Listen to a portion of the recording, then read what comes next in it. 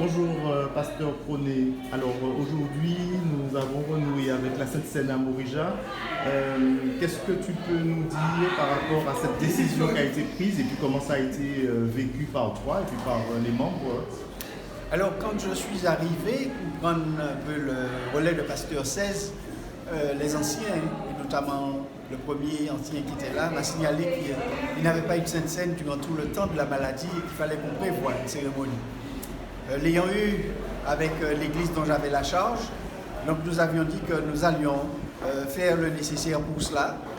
Et nous étions en train de penser à la méthode que l'on avait utilisée pendant la Covid au moment où elle était forte.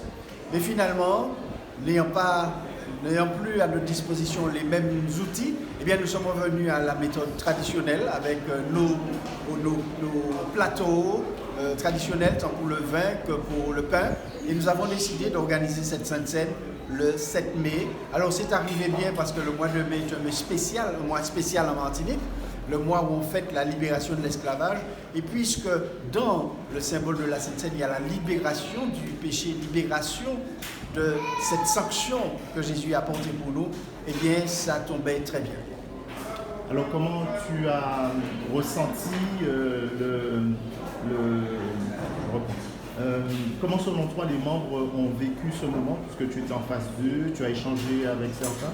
Alors, quand nous étions au moment du lavement des pieds, je suis descendu et effectivement j'ai vu une certaine joie chez les membres de pouvoir se retrouver, de pouvoir vivre ce moment-là à nouveau, ce qui leur avait beaucoup manqué.